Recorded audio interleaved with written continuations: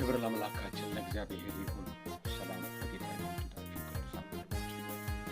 ቅዱሳን እግዚአብሔርን ሐሳብ ከአንድ ክፍል እንመለከታለን። የሐዋርያት ሥራ ምዕራፍ 12 ከቁጥር 5 እስከ 11 ያለው ክፍል አብረን እንመለከታለን።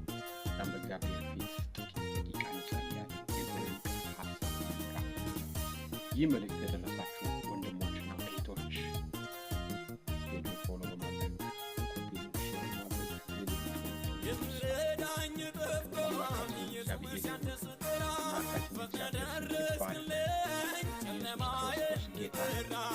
እንዲህ ይላል።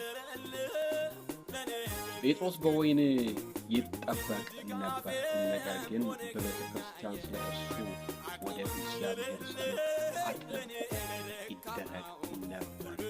የአምላካችን የእግዚአብሔር ስም እየተባረከ ይሁን። ጴጥሮስ በወህኒ ይጠበቅ ነበር፣ ነገር ግን በቤተ ክርስቲያን ስለ እርሱ ወደ እግዚአብሔር ጸሎት አጥብቆ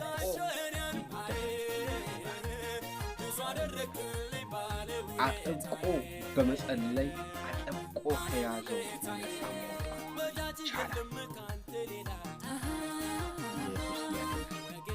አጥብቆ ከያዘው ጠላት አጥብቆ በመጸለይ ጥብቅ በሆነ ጸሎት ነፃ መውጣት ይቻላል።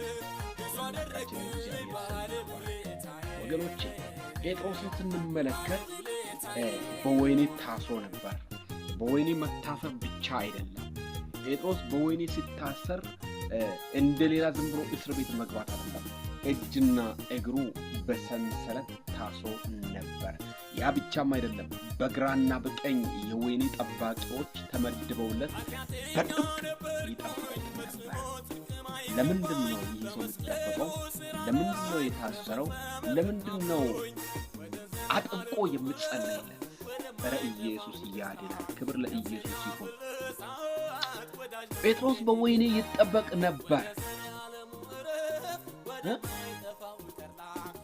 ነገር ግን በቤተ ክርስቲያን ስለ እርሱ ወደ እግዚአብሔር አጥብቆ ይጸለይ ነበር። ሄሮድስ ሊያወጣው ባሰበ ጊዜ በዚያች ሌሊት ጴጥሮስ በሁለት ሰንሰለት ታስሮ ከሁለት ወታደሮች መካከል ተኝቶ ነበር። ጠባቂዎቹም በደጁ ፊት ሆነው ወህኒውን ይጠብቁ ነበር። እነሆም የጌታ መልአክ